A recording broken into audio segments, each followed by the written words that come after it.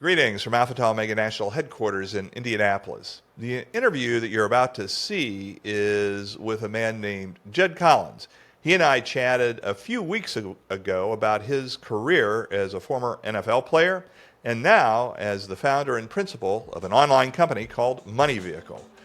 Jed helps both NFL rookies and ATO undergraduates learn more about finances and financial literacy, something that is very needed in today's society. So I think you'll enjoy both the financial insights that Jed provides and also some of his stories coming from the NFL. I'm Win Smiley, and this is the ATO Show.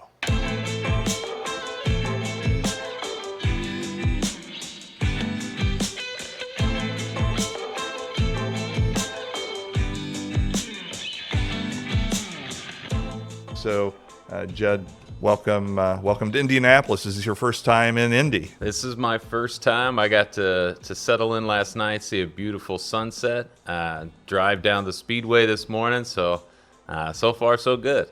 Yeah. So let's talk a little bit about NFL just to kick things off. So, what will you be telling the rookies today, or the team in general, as it relates to financial issues? They're making a lot of money compared to most college graduates right out of college. So, what are their issues? What do you tell them? The first concept always kind of relates to time. Time is money. That's a kind of common connection that we make. I actually have an inch tape that I get to hold in front of the group, and I show them 3.2 inches. And ask the room full of rookies, what does that number mean to you? Often they kind of look around, not really understanding. And finally, somebody raises their hand and says, that's the league average. NFL average for a player is 3.2 years. And then I explain to them that the hurdle that they're facing is all of this money. Everybody's going to tell you how much money you make is meant to be an NFL dream. And then you take that ruler and you stretch it out to 30 inches. And you say, well, the irony here is 3.2 inches is supposed to represent 30. The problem with that is you're actually, and you roll it out to 60 inches, you're going to live about 60 more years. And here's the catch. How many of you have parents, nieces, nephews, kids, friends, relatives, and you keep rolling that inch tape out until it's at 180 or at the other side of the room, and you roll it and you look at them and you say, this is what those 3.2 years are actually meant to capture. This is what the opportunity is in front of you. And you roll it all the way back to 3 and you say, this is how long you have to try to capture that. And the first concept you have to get these young NFL players, everybody has told them how much they're making, but you have to give them some kind of understanding that even though the opportunity is amazing before them, you really have to learn how to capture the opportunity while you're in it, because that window closes very quickly. So are they surprised by that? Have most of them not thought about that? I mean, when you work with enough young men, kind of large perspective, humility is not always our strongest suit.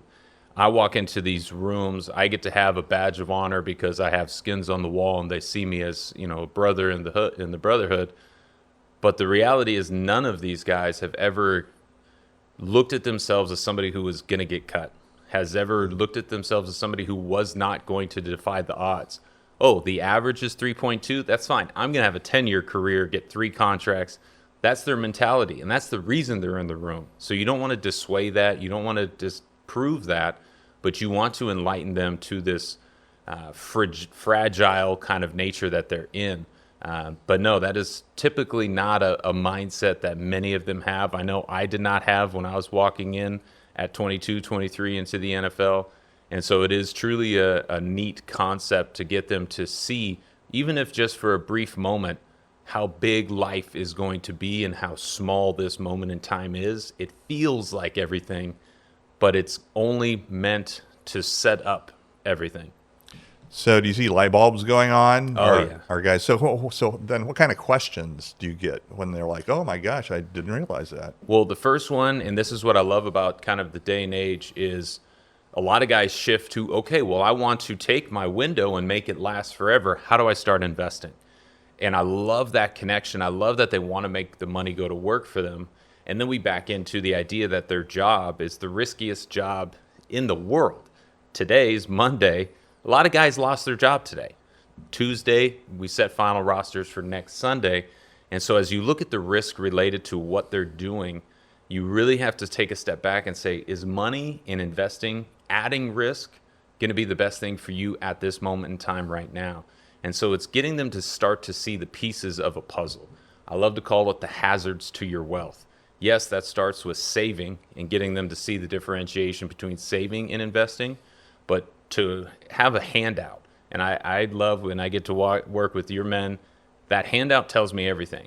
I can look before the room and say, this third of guys, that handout's going to be there when we leave the room in about an hour. This third of the guys, they're going to write a few things, and this third of the guys, the paper is going to be full. And so I obviously have more of a deeper conversation with the third that is filling it completely out.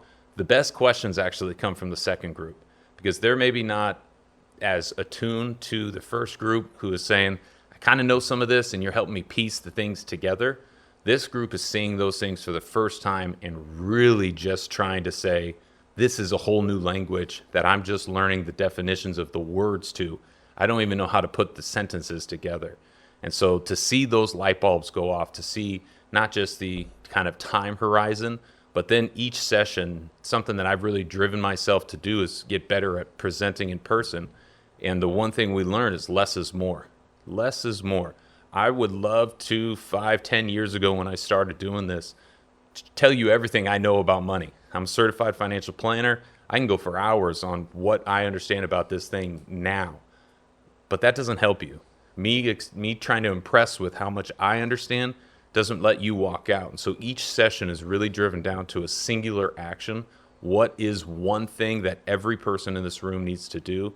And to see that light bulb go off of money is an important concept. It's going to set up my NFL dream or my college dream. But then here's one specific action that I go take. That's a really impactful tool. And even the lowest paid rookie is making substantially, exponentially more than a typical college graduate, a typical ATO who's graduating. So is it harder in your experience for guys who are making a ton of money to grasp this concept versus someone who gets out and is making, $35,000, $50,000, $60,000 a year? The old saying is aim small, miss small. So with less, you have less of an opportunity to make bigger and bigger mistakes. I like to say every year in the league is a decade in real life.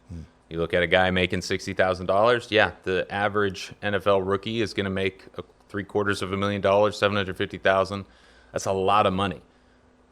Workshop number 2 is, of that $750,000, you only get to make half, and depending on what state you're in, less than half. I got to work with the New York Jets, who are technically actually in New Jersey, so it kind of confuses them on state taxes, which just talking to the Los Angeles Rams. Those guys make less than 50 cents every time they play at home. And that's amazing concept for them to truly understand. But the reality is the challenges are the exact same. You, as a young man, you're handed your first paycheck. You want to show, one, you probably want to impress some of the opposite sex, some kind of pressure to do that. You want to show amongst your friends, and you want to show for yourself. Most of the NFL players aren't coming from rich, luxurious backgrounds, lifestyle. So the moment that they want to show, look at what I have made of myself. And it is kind of a hurdle, just like any man. It's not about who you are at 23. It's about who you become. And that every year kind of continues. And so to see that connection of, I'm a 23-year-old graduate. I went into the NFL. I went and got a traditional job and started down a career path. You're faced with the same challenges. I don't make all the money that I thought I made. Taxes is real, and we try to shift that to a choice in society. But then it's, what are my priorities? And it's really setting that stage of, I can accomplish a lot of things. I just can't have everything right now. So I want to talk about your NFL career in a couple of minutes, but let's talk about traditional college student. An ATO who's graduating is going to make, 50. Let's on average. I like easy numbers. 50, yeah, absolutely. So what, when you talk to college men and ATOs in particular, what are the things that they are most interested in taking away from? What are the tips that you find that are most used by college students that they hadn't thought of before? I love to give them a framework of every paycheck that they make, and this is a framework that works at 50,000 and it works at 500,000. So I really try to institute not that B word budget. I understand if you sit down and tell a room full of college graduates, hey, we're going to go through a budgeting workshop, half of them are going to leave. So I really try to frame it around you seeing that paycheck as your employees. Now, there's a great saying about three men breaking rocks. You walk up to him, the first man, you say, what are you doing? He says, I'm breaking rocks. Second man, what are you doing? I'm earning a living. Third man, what are you doing? I'm building a cathedral.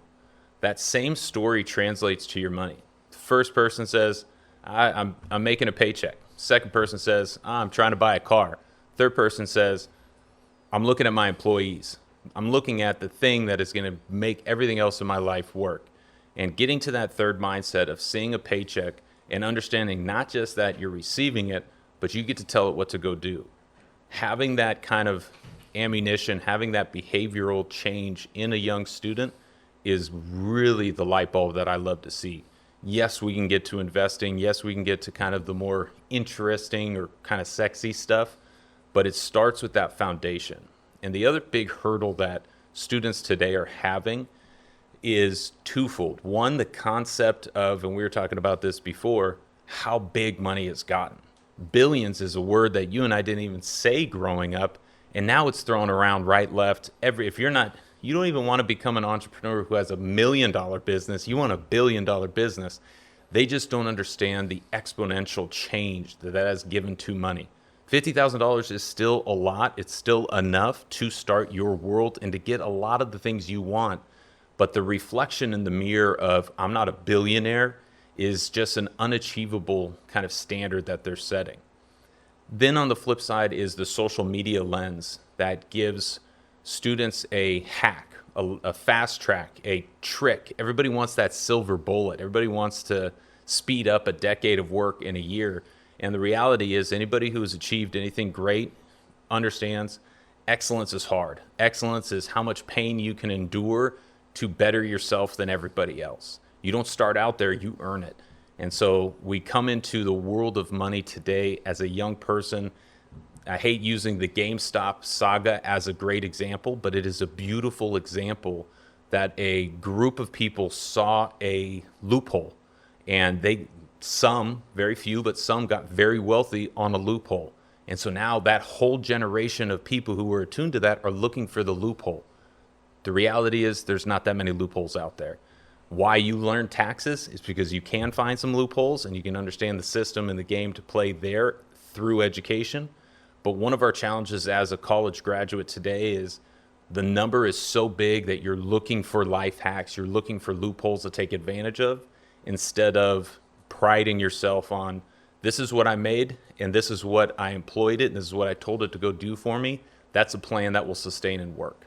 So social media, just like has been something of a comparison game. So people see the beautiful pictures on Instagram and thinks everyone's life is perfect, and so they feel bad about their life.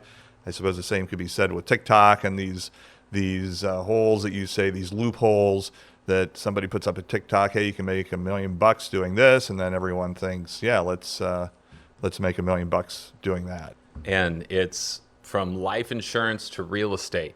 It's simple. It's easy. All you need $12. Let's walk into the next room. We'll get you going, and you'll be a millionaire by the end of the year. That is the story that is being sold because that's what is bought in 30 seconds or less. And yes, the financial funny mirror of social media, I've met a lot of people and had those conversations around, one, most of the cars are being leased or rented. They're not their cars. They're their car for a day. You can spend $600 and go get a picture in front of a Lamborghini if you really wanted to. The ones where just stacks and stacks of money are just, that's how you kind of get somebody to watch your videos. You flow through a stack of cash and you look at it today and you kind of smile and you go, I don't know anybody who carries cash like that anymore. The disconnect for us today, money is not a physical, tangible thing. It's an intangible kind of number on a screen. And so it's so interesting to me that on social media that has such an appeal to see actual physical money. But yes, the financial funny mirror of every social media, I would love, and I'm trying to build more of this, especially as an entrepreneur, which is also a glorified thing on social media today. They don't tell you about the roller coaster. They don't tell you about the moments sitting in a room by yourself, feeling overwhelmed, looking up. The mountain has gotten bigger somehow, and you just continue to think of, well, I can't do this. But then you go on social media and all you see is, look how amazing and confident and proud and I'm running and look at all these things. People meet me and they go, looks like Money Vehicle's doing crazy. You're everywhere. I go, yeah, that's what I want the world to see. It's not easy. Nothing is easy. And anytime you find success in a capitalistic market, somebody's coming to take it.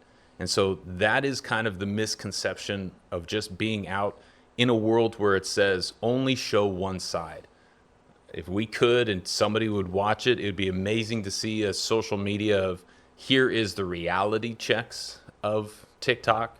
And that could be its own platform in and of itself, but it would at least be a more encouraging tone to know nobody's perfect. Not everything's always going to go your way. I have to learn to overcome hurdles.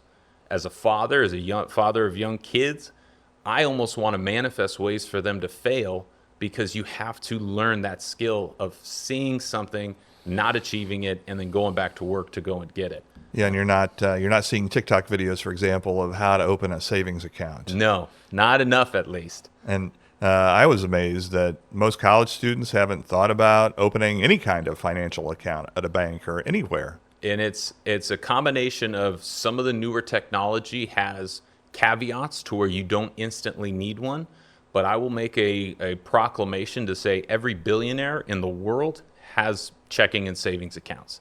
They're not fun, they're not sexy, they're not going to make you a millionaire, but they are the foundations. And with our technologies today, with the apps, the ability to have some of the automatic transactions that are able, you can, before your paycheck even comes in, divvy up into different accounts, into different directions for different responsibilities of your life, have all of those decisions already made. And that's why I love starting with the foundations, starting with the principles, because I don't want to teach somebody something that's going to work today. Our goal at Money Vehicle is to teach you the principles, the themes that are going to come up throughout your life and money. Yes, the action can change and the degrees or the percentages will differ as your paycheck gets bigger, as your life changes. When you buy a house, your paycheck changes. But as you look at the true themes and kind of principles of money, that's where we wanted to start. And those accounts, making the automatic transfers and really getting them to have these decisions become habits, that's where we know success is going to be had. Yeah, so let's talk about Money Vehicle for a couple of minutes. So that's your bread and butter. An online, part of it at least, is online when you're not in person with the NFL or in front of ATO when you join us. It's an online seminar series of financial teachings, basically aimed at this age group, generally speaking. So the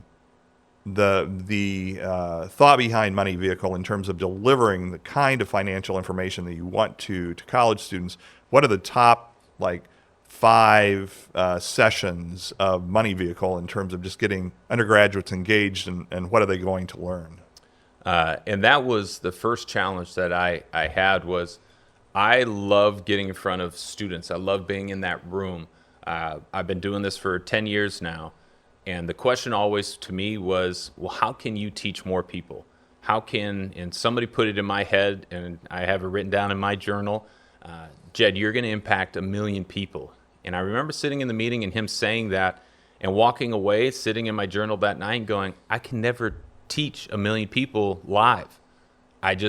Those numbers just don't add up. So how can I actually make that happen? And that's why I shifted to that virtual sense to be able to scale it. And as we look at students today, the first concept that we want them to get is Money Vehicle. Why we chose that as the title, why that is the name and the brand, is because it gets you to see money differently. So often we see money as the destination. We see money as what we want to accomplish in life. Money is nothing but a vehicle, a tool. I love to call it the verb of the sentence. It is something you do something with. It is not why you are doing things. And so that is really the first concept we want students to start to see. Then in the program, we have about 12 steps, always continuing to add more, getting more deeper and deeper into different questions and feedbacks from students. But we really try to pride ourselves in looking at this roadmap, playing into the vehicle analogy, and saying, what are your first 12 steps on your path to financial freedom? At the end of Money Vehicle, you're not going to be financially free, you're not going to be a millionaire, but you're going to be 12 steps closer to where you want to go. Maybe we can equate that to the first mile of the journey. But as we look at that, no doubt we have to start with an income, which is really our keys to our money vehicle. Can't even get in without that. The big concept there is to continue to invest in yourself. Everybody wants to know, what's the new trick? What's the new thing? For the last decade, it's been coding. Have all your kids, have everybody go do coding. And now in the last 6 months, it's come out, man, in like 3 or 4 years, we're not going to have coders. Artificial intelligence is going to do that. And you say, well, I've been setting up my whole life doing this one skill. How do you prepare for the unknown? You invest in yourself. You continue to build your tool belt. So looking at something as simple as your income and saying, I'm not improving myself for a job, I'm improving myself, period. And that is how you can start to prepare for that unknown world. Any good journey begins with the end in mind. We have to set that GPS location. Driving here today, I set it in, where do I want to go? And then I got to see the twists, the turns that come up to get here. And so really setting those financial goals is such a tough one for students because they look at it and they go, my financial goal is to be a millionaire and to retire. That's not necessarily what we want it to be. We want it to be seen through a month or a year window. What can you do today that will come to fruition in a year? Or what can you get accomplished this month? And to really start to break it down into shorter time horizons. Of course, we go into that money buckets kind of philosophy. And then you have to, everybody kind of needs to understand the concept of compound interest. Why we look at a paycheck and see our employees is because money actually does go to work for you if you put it into the right lane. And so to truly see money as that employee, I love to introduce students to how long they see money and what type of or. Are they a spendor, savor, or investor? And as you look at spendors, they see money on a day-to-day time frame. Savors, month to month, that year to year, which is that first step. And then you look at investors who look at money through a decade-long window. At 23, very rarely has anybody ever thought, well, what is this $1,000 going to look like at 33? If we can get them to start to see things like an investor, view money as that vehicle, that is truly the first kind of big picture moment. And then we can go start setting up the plan to get there. That's when the foundational accounts come in. That's when you start building your financial reputation and your credit score. That's when you get to start turning the engine on and going and investing and really looking all the way through. If I could summarize it, and we kind of started at the end when we started building money vehicles, what is the singular action? Less is more. What is the one thing we want every college student to go do? It was open a Roth IRA. I thought if we could have students do that at 23, one, they understand compound interest, they understand investing, they have their foundational accounts, they set a goal for themselves, they see the tax advantage nature of it. You walk through all the concepts that we build throughout the program, and we start to look at it and say, this is the synthesis of money vehicle. And so that is the singular item that if I could look at a room full of NFL rookies, a room full of recent ATO grads, a room full of high school students, doesn't matter. You set up that account, you are worlds ahead of people who were financially illiterate for far too long. Even for college students who are presumably not making any money, or if they are making any money, they're spending it on tuition and everything, all the other expenses with college. So that's what you would tell them. You're not making any money, but go ahead and take this first step. I am forever amazed at how many students today are having some kind of income with e-commerce, the gig economy. Every student is making money some way or another. So the moment you have any kind of income, you can start that type of an account. And I love to say with $5, you can go buy a micro share of the S&P 500 in a Roth IRA and see how that grows over time. So yes, if you have started to have some kind of income, that is the beginning of your financial journey. Not all of those dollars need to go into this kind of an account, But having that money bucket system, seeing what percentage you're comfortable with today, I made $1, I saved a dime. That's 10%. I made $1, I saved a dime, put it into that type of an account automatically without question. I think that would be a massive, massive habitual life behavioral change for a student. And if they can start that at 23 when the check is smaller in comparison to when it's going to be bigger at 33 and 43, they're going to have those habits and they're really going to see the fruit of what they've planted. So an interesting transition from professional football player to money manager. And I want to go back just for a second. So you grew up in California, played high school football, were drafted by Washington State University, went in as a linebacker, but really played tight end mostly, right? And then were an undrafted free agent. Thank you. An undrafted free agent for the Eagles in 2008. And then in just looking through your history over the next, 18 months? Failed a lot. 6 teams, 7 teams. So my first question is, how did you decide, or how did you just keep the ability to continue on? You went to a team, you were cut, waived. Went to a team in some instances like 20 days, waived. So it's just, where did you get that desire to continue to press ahead? I got a lot of free sweatshirts in my journey, and that's something when you leave, they give you a garbage bag and say, fill it up because you're not coming back. And so that mindset of the ability to deal with failure, that started for me as a young child, and it really came to fruition and solidified itself playing and going around the NFL. My father, growing up, invented a game called King for a Day. And that was me playing against my 2 older brothers, one-on-one basketball. We played 1,000 times, and in that 1,000 times, I won twice. I vividly remember the 2 days walking off the court as king. And one, you better know if you're going to play that game again, you should be a gracious king, because you're not always going to be the king. But looking at it and really identifying how to deal with setback, I go back to the same way I deal with my income today. I invested in myself. I started to look around those rooms. I just got to spend maybe 20 days with the Chicago Bears. First off, how many people would love to do that? That was a dream within itself. And to try to force myself to have that perspective. That did not happen the first 2 times I got cut by the Eagles. It didn't happen early. But once I was able to start jotting down my thoughts and really reflecting on what I was getting to do, boo-hoo, pity party, yes, it hurts, your stomach wrenches, somebody just ripped your heart out, your dream is gone. What did you learn? And if you learned something, it was a worthy stop. Today, I get to look at every team I walked into, find a veteran, find somebody who was finding success, who was the best in the world at what they did, and I stole something from them. Just a simple habit, this a simple thing, one thing I observed them to do, and I took it and I put it within myself. And so that's how I started to look at failure. Just like I did at King for a Day, going out and playing my brothers. I wasn't going to beat them. I knew I wasn't going to beat them until I did. And then we stopped playing, which was unfortunate in all of itself. Right. But looking at it and saying, if that's not my goal, what is my goal? My goal is to make Jed better.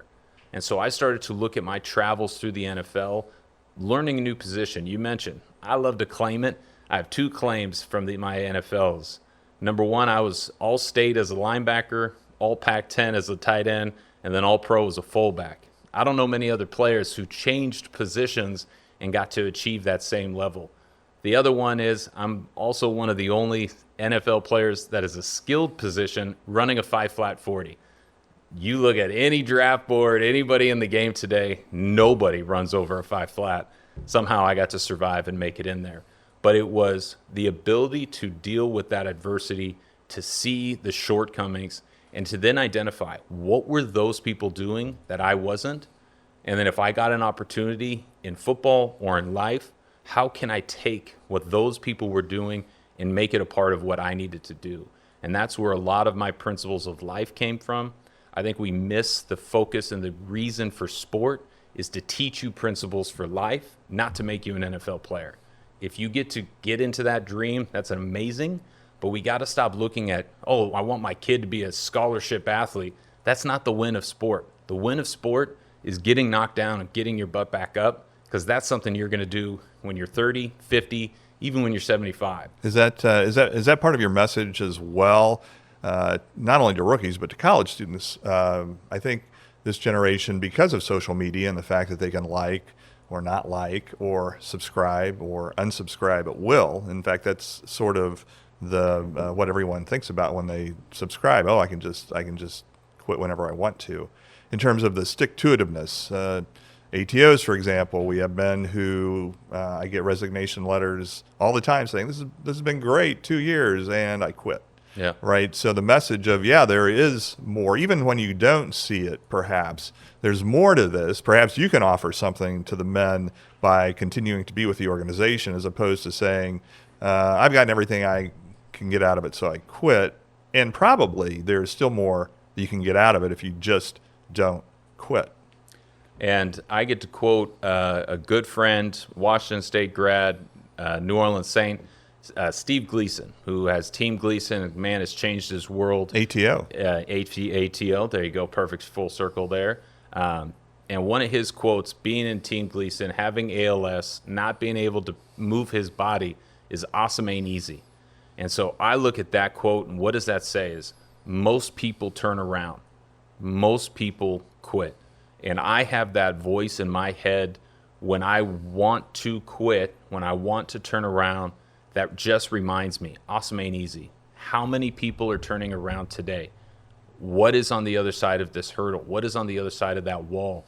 How much better does it become the harder it gets? And so that is my challenge to a young man in ATO, a young man in a career. Yeah, the easy option is to just hit snooze and go back to sleep. That's an easy option every day. And that option will always be there. But what is on the other side? What does excellence feel like? What is it to be part of something awesome? It's not going to be easy. And there's going to be a lot of detractors. There's going to be a lot of people who turn around. But when you look at your journey and you say, the less and the harder, the more I cherished, that's truly when you get to take pride in something. So in your NFL career, finally started to pay off for you when you went to New Orleans and were with the Saints, right? And so that was certainly success. You saw success and became a starter pretty quickly, right, after you joined the team. So what did you learn from that? Success versus all of the setbacks that you had in the previous, 2.5 years, mm-hmm. and then getting to a place where you were seeing not just a little bit of success, but a great deal of success.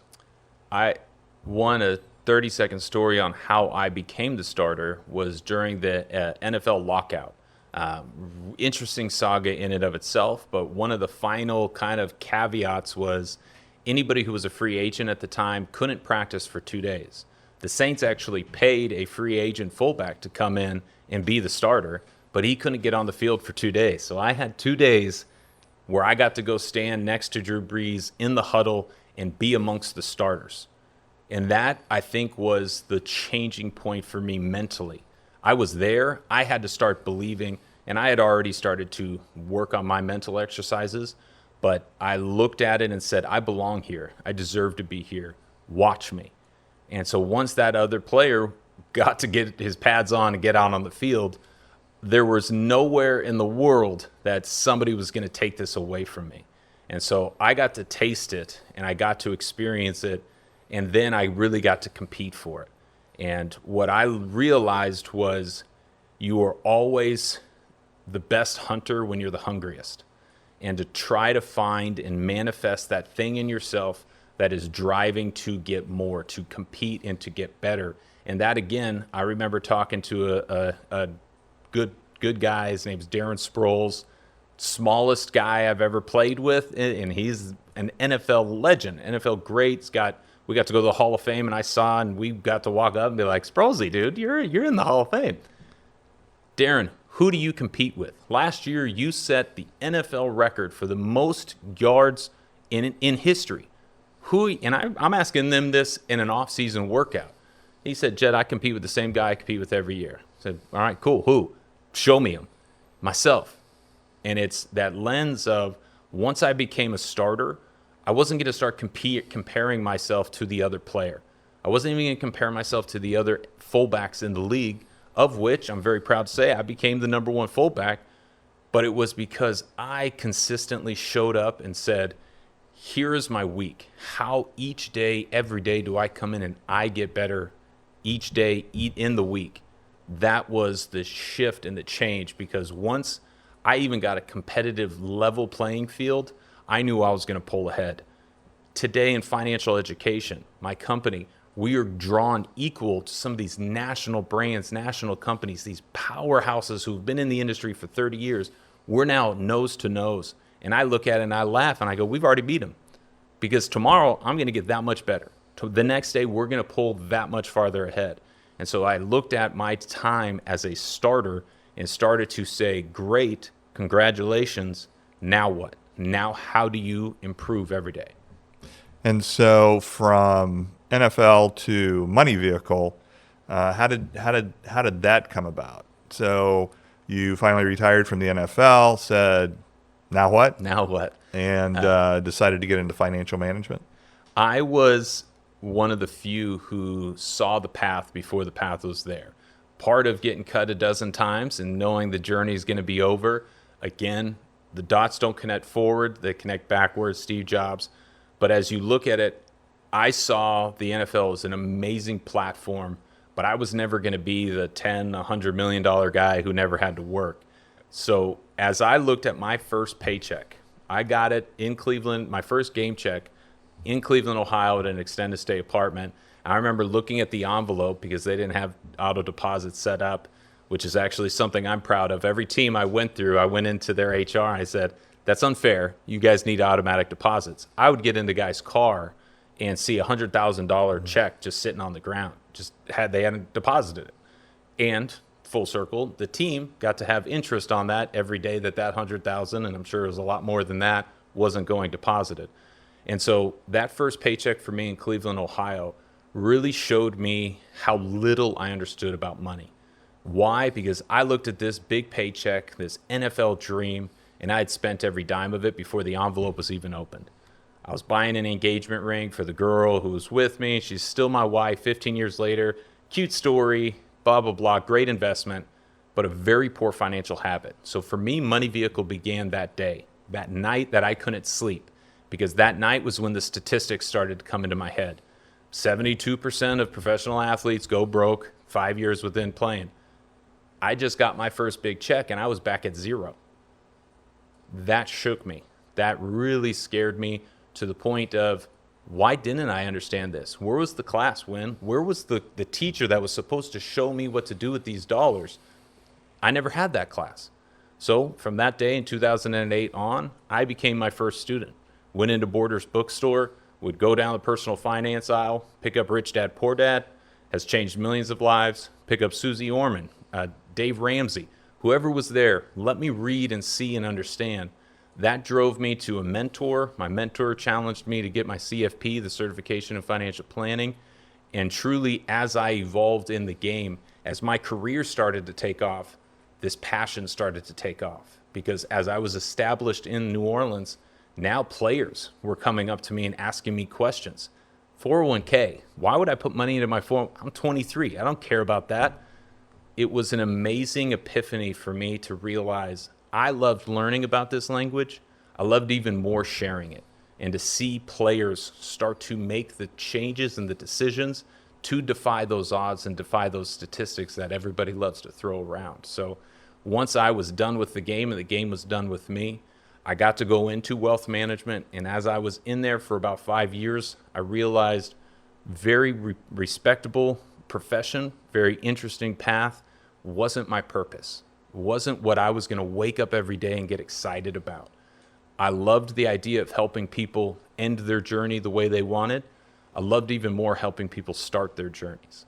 So that's where I went and said, wealth management is where I want people that I touch to end up, but I wanted to go and impact them earlier.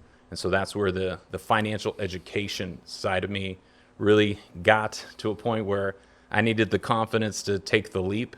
And yeah, about 3 months before the global pandemic, Money Vehicle went out on its own, and yeah, we've been growing every day since. So online, ATOs have the opportunity to go online. You've redesigned it a little bit so Yes. that it is more consumable, perhaps, by Less college. is more. Less is more. So talk about that in terms of, if I'm an ATO, I want to go online, you can go to ato.org. We send emails out with your link. You can go to Money Vehicle Yep. to find it. But what would an undergraduate who's starting this typically experience? So yeah, jump in the course. Course is on demand. It is short, 3 to 5 minute videos. We understood who we were targeting it for. Our videos have been called funny, silly, cheesy, anything but boring. That was our goal. We wanted to keep your attention on the screen for the next 3 to 5 minutes. If we entertain you, that is everything. But the message is around education. We're there to teach you. So we wanted to put it through a lens that will get you engaged, but the empowerment side is what we're after. It is a full, big program, big course. We understand college students don't have time. That is the biggest hurdle that they face right now until they graduate, and then reality hits, and there's a whole lot of other challenges that come. But in school, time management is such a struggle that we said, you may not have 10, 20, 30, 40 hours to invest. Give us one. Can you give us 1 hour, focus in on a subject, get your completion, get your certification, and move forward from there? One of the questions we get so repeatedly is around credit cards, credit scores, reports. And so that is the first lesson we wanted to start with, because it's so tangible and it has such a specific, I don't want to say easy, but it has a specific action that everybody can take.